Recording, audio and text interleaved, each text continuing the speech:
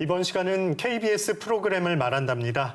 오늘은 김태훈 시청자평가원이 동네 한바퀴에 대해 의견을 전합니다. 김태훈 평가원 어서 오세요. 안녕하세요. 네, 김태훈 평가원은 동네 한바퀴에 어떤 점에 주목했는지 궁금한데요. 말씀해 주시죠. 네. 오늘은 지난 6월 말에 방영된 동네 한바퀴 한일 국교 정상화 60주년 특집 기획 2부작을 가져왔습니다. 올해는 한일 간 국교뿐만 아니라 여러 가지 관계된 사건들이 숫자로 겹치는 해입니다.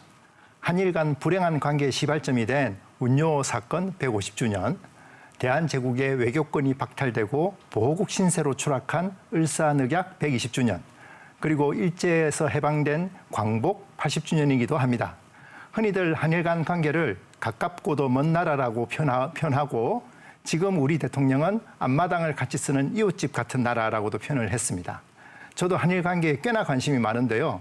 동네 한바퀴는 두 나라 관계를 어떻게 표현했을지 궁금해하면서 시청했습니다. 각 프로그램에 달린 부제가 흥미로웠는데요.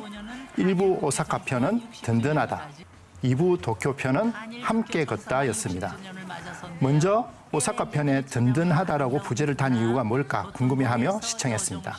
오사카는 일제강점기에 한국인들이 생계를 이어가기 위해 가장 많이 이주한 도시입니다. 한국인들은 주로 이쿠노구 스루아시에서 모여 살았는데요. 해방 이후 그곳에 남은 분들이 여러 가지 억압과 차별을 견디면서 생업을 일궜습니다. 프로그램은 그 시기 한국인 상인을 돕기 위해 신용조합을 처음 일으킨 이희건 선생을 집중적으로 다뤘습니다.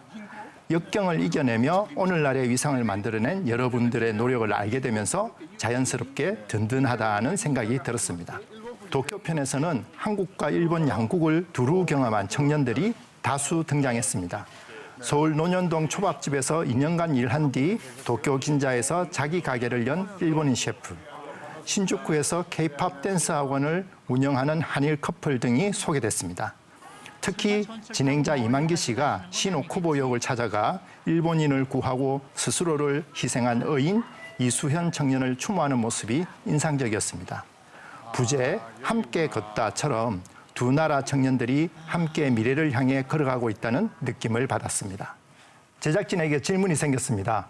오사카 편과 도쿄 편에서 제작진이 시청자에게 들려주고 싶은 이야기가 꽤 다르다고 느꼈습니다.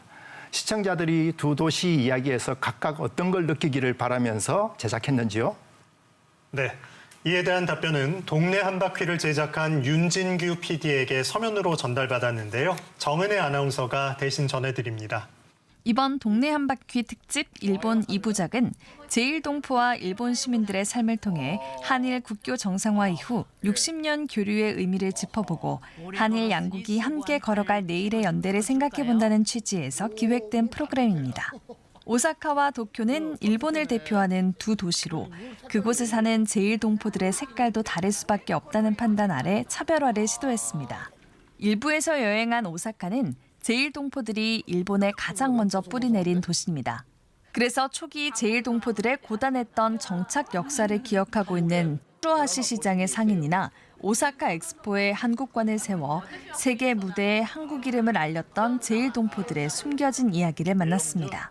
일찍 어머니를 여의고 배고팠던 시절 늘 밥을 챙겨주던 한국인 친구 엄마들의 정을 평생 고마움으로 간직하고 있는 선술집 일본인 할머니의 삶 등 든든한 친구이자 이웃으로 살아가는 한일 양국 국민의 굳건한 우정을 소개하고 싶었습니다. 2부 도쿄편에서는 한일 부부 커플이 운영하는 K-팝 댄스 학원 등 함께 걷다라는 제목처럼 국교 정상화 60주년의 시점에서 한류의 현 주소를 소개하고 앞으로 한국과 일본이 어떤 동행을 해나가야 하는지를 생각해보는 아이템으로 꾸려졌습니다. 네, 답변 잘 들었습니다. 이어서 김태훈 평가원의 의견을 듣겠습니다. 오사카에서 도쿄로 넘어오는 과정을 통해 우리 한국인이 일본에 어떻게 정착했고 또 지금은 두 나라가 어떤 모습으로 상호 교류하고 있는지를 확인할 수 있었습니다. 그런데 이번 특집의 타이틀이 한일 국교 정상화 60주년 아닙니까? 사람 나이도 60이면 환갑이라고 부르는데 한일 간 관계도 그동안에 양적으로나 질적으로나 크게 성장한 것 같습니다. 그런데 프로그램을 보면서 아쉬운 부분이 있어서 제작진께 질문 하나를 더 드려봅니다.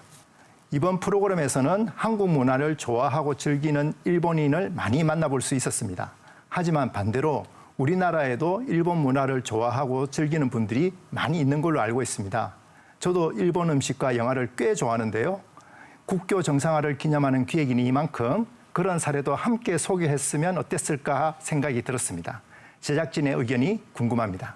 한국의 문화를 좋아하는 일본인들을 오사카, 도쿄 두 편의 동네 한 바퀴를 통해 소개하면서 일본의 문화를 좋아하는 한국인도 소개하고 싶었습니다. 그런 시각에서 찾았던 이야기가 오사카 편에서 소개된 일본인의 가장 대표적 소울푸드인 오코노미야키를 대를 이어 구워 파는 딸과 일본인 남편과 함께 한식집을 운영하지만 바로 옆에서 일식집을 운영하는 시아버지가 만드는 생선초밥을 가장 좋아하는 한국인 며느리 이야기가 있었습니다. 다만 동네 한 바퀴를 보는 시청자들이 한국인임을 감안해 국교 정상화 이후 한국 문화가 일본에 어느 정도로 자리 잡았는지를 보여주는 아이템들이 많을 수밖에 없었습니다. 다음에 해외 특집으로 일본의 또 다른 도시를 소개할 땐 일본 문화를 좋아하고 즐기는 한국인 이야기를 더 많이 소개할 수 있도록 하겠습니다. 이번 동네 한 바퀴 기획은 그동안 몰라보게 성장한 우리 문화의 저력을 잘 표현한 것 같습니다. 그러나 한편으로는 양국 간의 문화 교류라는 주제를 우리 문화의 성장이라는 관점뿐만 아니라 다양한 시각으로 균형감 있게 다룰 수 있는 시대가 되지 않았나 싶습니다. 1990년대 말 우리 정부가 일본 대중문화를 개방하겠다고 발표했을 때 많은 분들이 혹시 우리 문화가 일본에 종속되면 어쩌나 걱정했습니다. 하지만 결과는 정반대였죠. 오히려 한류가 시작된 걸 우리는 똑똑히 기억하고 있습니다. 문화는 이렇게 상호 걸림돌 없이 자유롭게 교류할수록 더 건강하게 성장하는 것 같습니다. KBS는 한일 국교 정상화 60주년을 기념해서 모두 3편의 특집 프로그램을 준비했습니다. 오늘 소개한 동네 한 바퀴 2부작 외에도 제일교포 1세대 할머니들의 일상을 다룬 다큐 인사이트 오사카 100세 인생을 제작했고 핸드볼 국가대표 한일전 여자부 경기도 중계했습니다. 혹시나 싶어서 일본의 NHK를 살펴봤습니다. 뉴스 말고는 특집으로 제작한 프로그램이 없더군요. 아쉬웠습니다.